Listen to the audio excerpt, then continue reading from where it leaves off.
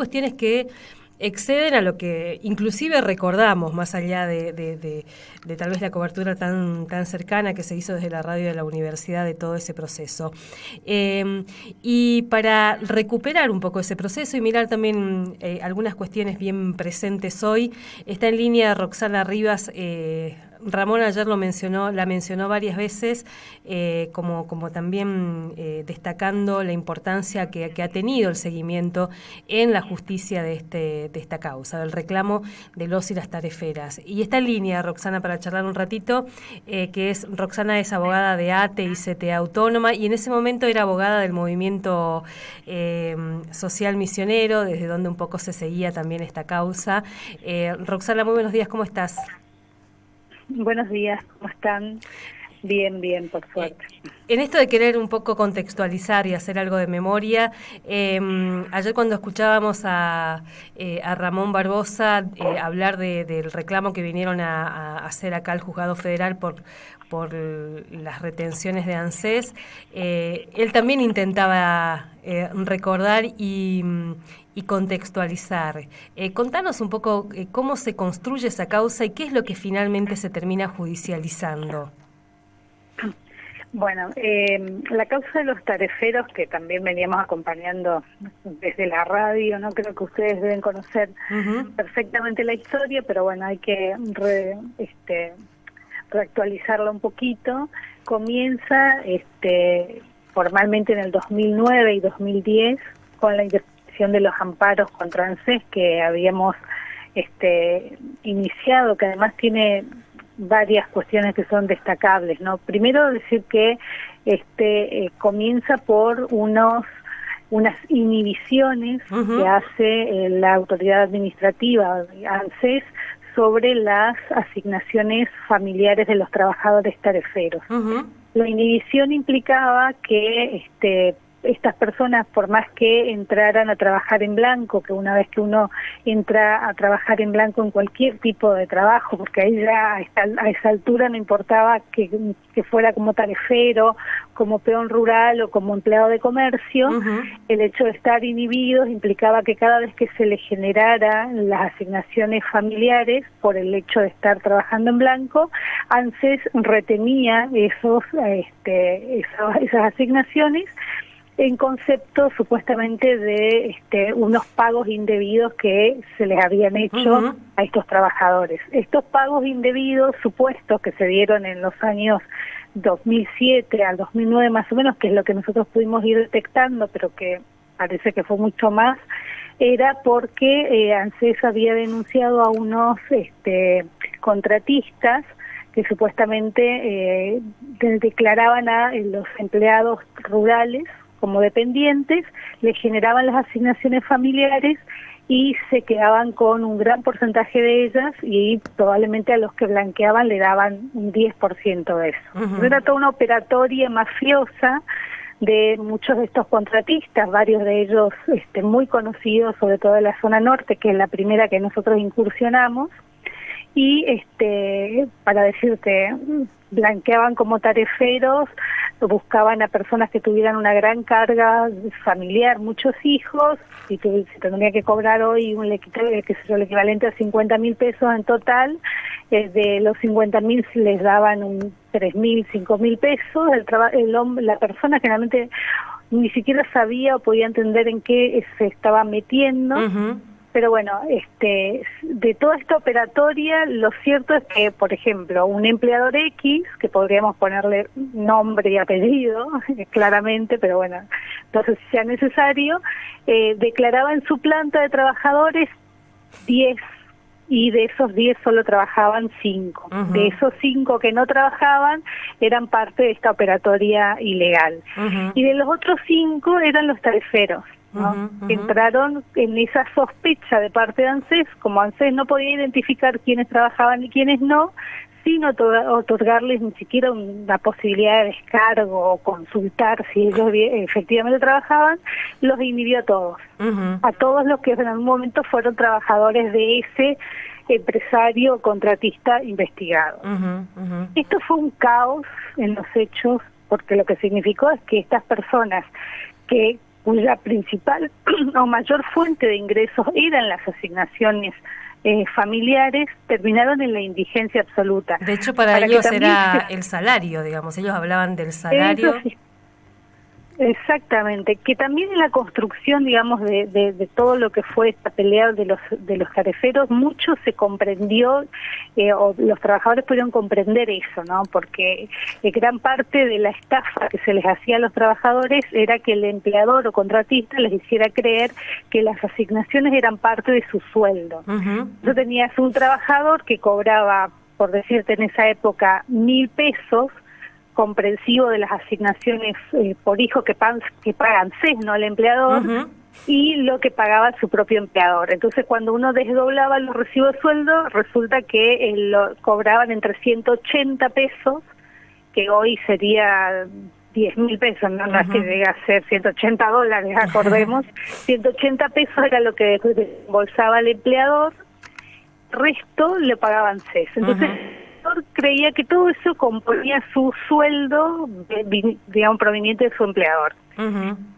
Cuando el ANSES los inhibe, se encontraron con que sus únicos ingresos eran 200 pesos, con una carga de familiar de promedio de 7 u 8, más los padres, y eso significó que en la provincia en ese momento se declarara, por ejemplo, en algunas zonas como Monte Carlo, la emergencia alimentaria, que se explotaran los índices de desnutrición infantil y muerte infantil.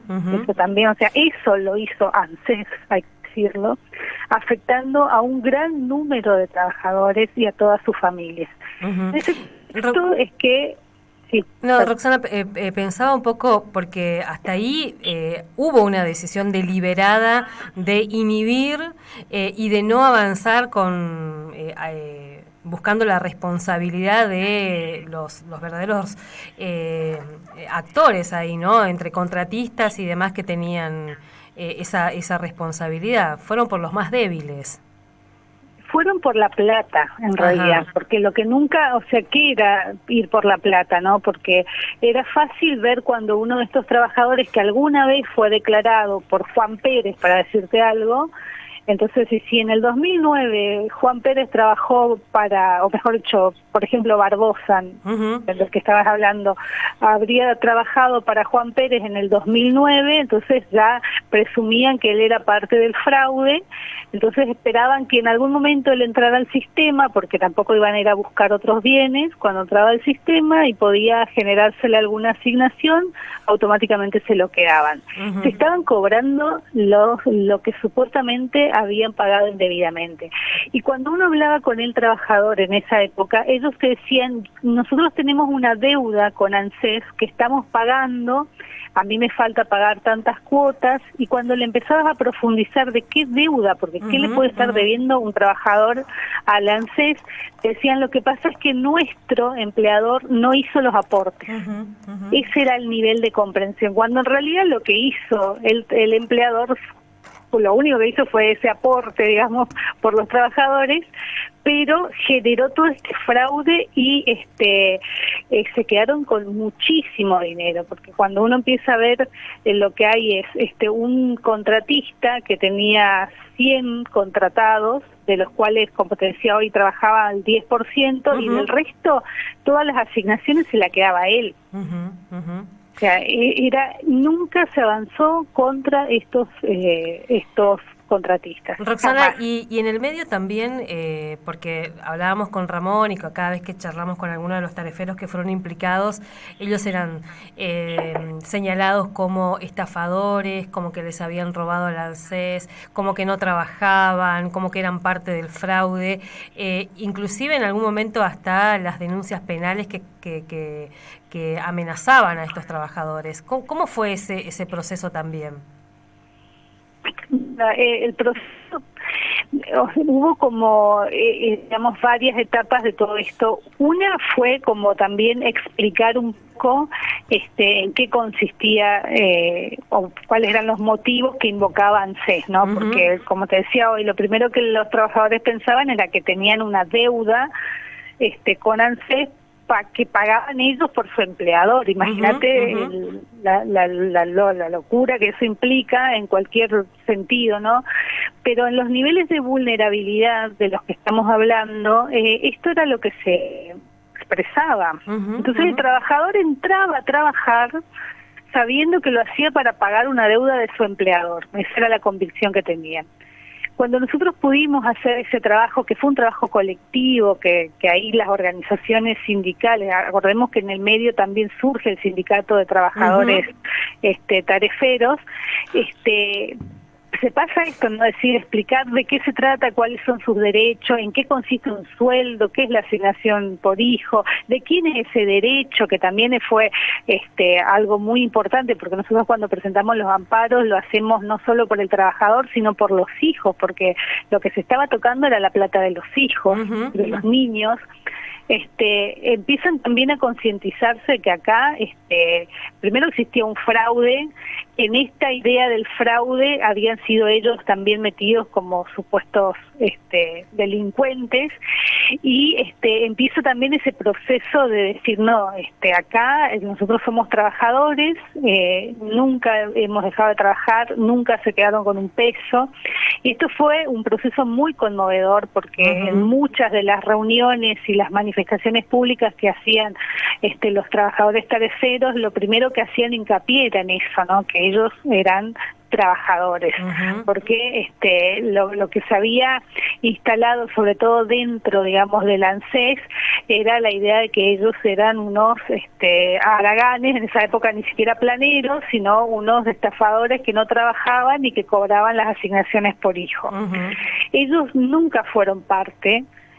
Aún el caso, por lo menos los que nosotros llegamos a judicializar, todos eran trabajadores, y aún si alguno no lo fuera, o de los que no se judicializaron no lo fueran, siempre hubo una situación de vulnerabilidad extrema. No era una decisión del trabajador, digamos. No, de hecho muchos eran registrados como tareferos, y no es que no trabajaban como tareferos, pero estos empleadores los tenían limpiando su casa, cortando el pasto, o sea, haciéndoles que el Estado, a través de ANSES, porque lo único que les pagaban eran estas asignaciones, les pagara el trabajo doméstico que hacían en sus casas. O sea, de eso hablamos también, ¿no? Que hoy la continuidad de eso es un poco el reclamo que tienen los empleadores para que los trabajadores sigan trabajando, pero cobrando por ahí un plan, que es un poco lo que es como blanquear esta cuestión. Roxana, y que hoy de hecho esa es la modalidad por la que, por ejemplo, la mayoría de nuestros servicios esenciales son cumplidos. Claro, hay que decirlo. Totalmente. Roxana, y ¿qué están ahora? ¿Qué falta de ese proceso? Porque ayer nos decía Ramón, vinieron a Posadas a reclamar la deuda todavía. ¿Qué está faltando? Bueno, también en este proceso que lleva bastantes años, hubieron muchos momentos en los cuales se fueron como devolviendo un poco de esta plata, ¿no? Mucho por la propia decisión del Estado provincial, que el Estado dio dinero en forma de subsidios por esto, por este daño que sufrieron los trabajadores. Pero bueno, lo que nunca se pudo, más que en una ocasión en el 2015 y 2016, que fue que ANSES hiciera los aportes, o sea, devolviera la plata. En su momento hicieron un aporte voluntario, si se quiere, y totalmente unilateral, depositando en las cuentas de los trabajadores alguna que otra suma, según sus propios criterios, porque nunca digamos, admitieron ningún tipo de resolución que no fuera la de ellos, hasta que, bueno, nosotros fuimos avanzando en el proceso y pudimos terminar haciendo las liquidaciones de acuerdo a los parámetros que nos había dado el propio juez, ¿no? Y lo que nosotros habíamos pedido, porque estas sentencias no solamente significaba reconocimiento del derecho, sino la obligación de restituir lo que se retuvo. Y de ahí estábamos en problemas en cuanto a los cálculos, porque toda la información mayoritariamente la tenía ANSES, ¿no? Entonces fue también una gran disputa eso. Y en el caso, por ejemplo, de los tareferos de El Dorado, el juez del Dorado nos dio la posibilidad de que nosotros hiciéramos esas liquidaciones, entonces se fue como cobrando más rápido entre comillas. Después se fue actualizando porque también entonces cada tanto siempre venían cobrando algún que otro monto. Vale decir que todos estos montos no significan de ninguna manera reparación. Claro. O sea, estamos hablando de que el daño que ellos sufrieron, inclusive lo equivalente, porque ni siquiera se está pagando lo equivalente a una asignación por hijo hoy. Estamos hablando de una suma que, por ejemplo, en el 2019 eran 180 pesos de asignación, actualizado a la tasa activa, que no llega hoy, después de 10 años, a ser lo que hoy se paga por asignación, ¿no? Entonces no hay parámetro. Además siempre es dificultoso, siempre es dilatorio, sí, siempre...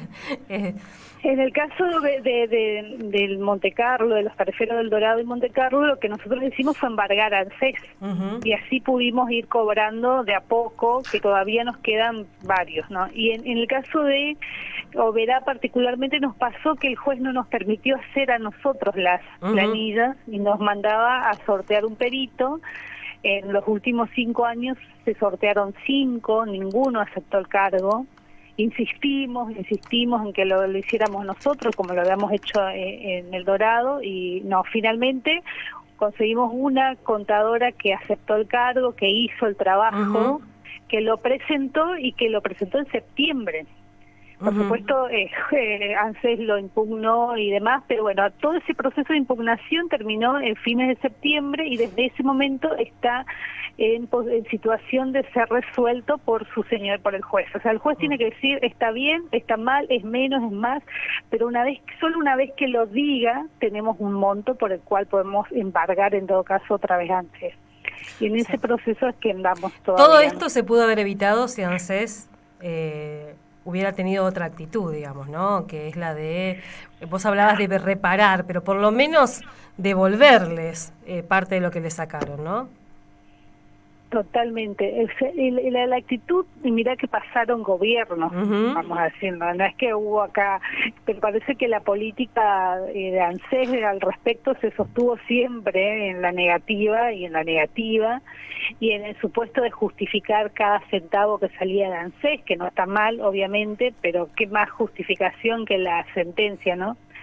Así que hasta hoy estamos en la misma, siempre decíamos vamos a pagar, pero cuando llega el momento de ser intimado, apelan, impugnan, y así van llevando. Y en nuestros tiempos judiciales, lamentablemente, cada uno de estos actos implica 1 año, 6 meses, y así van, ¿no? Bueno, Roxana, queríamos recordar un poco, porque ayer cuando hablábamos con Ramón, si bien es un proceso que seguimos muy de cerca, pero tal vez para nuestros oyentes y nuestras oyentes todavía es dificultoso dimensionarlo. Así que te queremos agradecer, y queda para otra charla el conflicto del mercado central, que también es muy interesante como precedente en la lucha de los trabajadores, pero para otra charla, ¿te parece? Bueno, dale. Muchas gracias. Hablábamos ahí con Roxana Rivas y el proceso de los y las tariferas, 11 años casi. Dijo 2009, no más de 11 años. 2008, 2009, cuando se empezó a entender este conflicto, y también